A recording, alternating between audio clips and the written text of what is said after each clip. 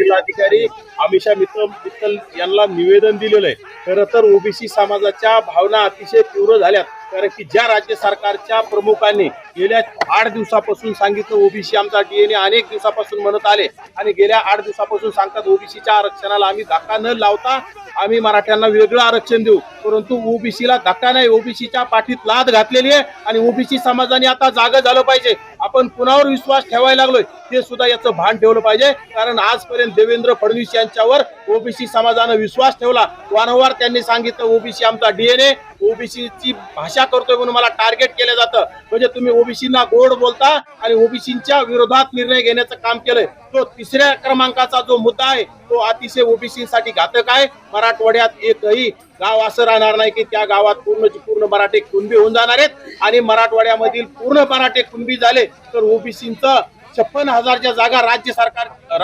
राज्यामध्ये जागा आहे स्थानिक स्वराज्य संस्थेच्या, यामध्ये मराठवाडा स्थानिक स्वराज्य संस्थेत जाण्यापासून मुकणार आहे आणि एकही प्रतिनिधी अक्षरशः ग्रामपंचायत सदस्य सुद्धा ओबीसीचा होणार नाही। त्यामुळे माझी या आपल्या सर्वांच्या माध्यमातून ओबीसी बांधवांना कळकळीची विनंती की येणाऱ्या काळात शेपूट घालून बसू नका, येणाऱ्या काळात तोंड लपवू नका, कारण की या राज्य सरकारला झुंडशाहीचा आवाज कळतोय आणि ज्यांना जर झुंडशाहीचा आवाज कळत असेल तर येणाऱ्या काळात आता झुंडीने आपल्याला सुद्धा मुंबईला जावं लागणार आहे। उद्यापासून आज आपण या GR ची आम्ही पायदळी तोडवलाय फाडून, परंतु उद्यापासून हा GR जाळण्याचं काम करायचंय। हा GR ओबीसीला मान्य नाही, ओबीसीच्या कुठल्याही घटकाला मान्य नाही आणि जर तुम्ही अशी GR काढून सातारा गॅजेट काढून जर मराठ्यांना आरक्षण देत असेल तर माझा बंजारा समाज सुद्धा भटक्या विमुक्त असणारा बंजारा समाज, वाड्या वस्त्यावर राहणारा बंजारा समाज याला सुद्धा एसटी मध्ये आरक्षण देता येतंय। गेल्या अनेक दिवसापासून आमच्या ओबीसी घटकातील धनगर समाज एसटी मधून आरक्षण मागतोय, त्यांच्या तोंडाला तुम्ही पानं पुसता आणि या राज्यात सत्ताधीश असणारा माजुरडा असणारा मराठा समाज याला तुम्ही अनेक वेळा पाहिजे ते देण्याचं काम करता। सारखी असो बारकी असो महाज्योती असो, फक्त तुम्ही या 3 पैकी सारखीला न्याय देण्याचं काम करता। आणि आता जर तुम्ही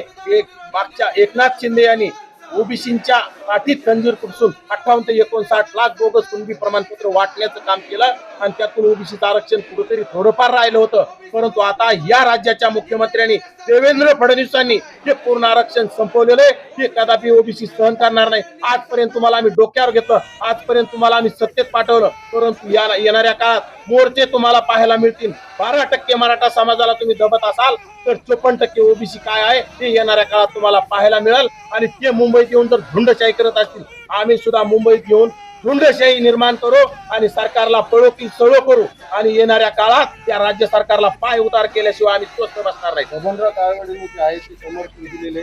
ते सुद्धा आमच्या सोबत आहेत, मतभेद वगैरे काही नाहीत, सर्व आम्ही एकत्र येऊन हा लढा मोठा होणार आहे आदरणीय भुजबळ साहेबांच्या आदेशानं। आणि खरं तर मी म्हणतोय ज्याप्रमाणे भुजबळ साहेबांनी मागच्या आंदोलनामध्ये राजीनामा दिला होता त्याचप्रमाणे भुजबळ साहेब तर राजीनामा द्यायला कधी तयार आहेत, परंतु माझे आता पंकजाताई असतील,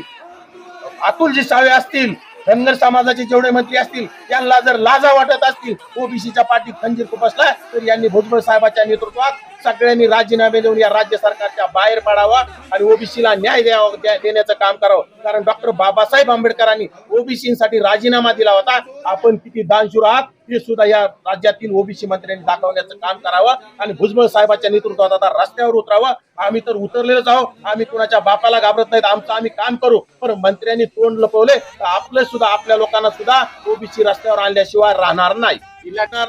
आणि उच्च न्यायालयाचे निर्देश असताना सुद्धा त्या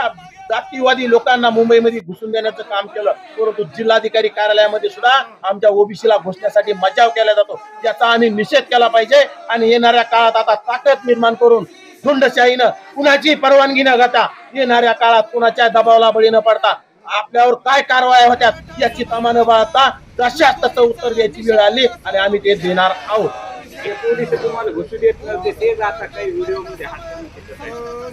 दिलं नाही तुम्हाला म्हणून व्हिडिओ मध्ये काही असते निर्लज्ज काही लोक असू शकते, जातीवादी असतील आणि ते मराठा समाजाचे असतील त्यांना मजा वाटली असेल, परंतु आम्ही ठरवलेलं आहे की आम्ही आता जशाच तसं उत्तर देऊ आणि हा GR ला आम्ही न्यायालयात सुद्धा उत्तर देऊ आणि जे रस्त्यावर सुद्धा उत्तर देऊ आणि हा GR आम्ही तुम्ही गुलाल वजाळला तो गुलालाचं तुमचं आम्ही माफी करण्याचं काम लवकरच करू, हे सुद्धा त्यांनी हसणाऱ्याला मी सांगू शकतो।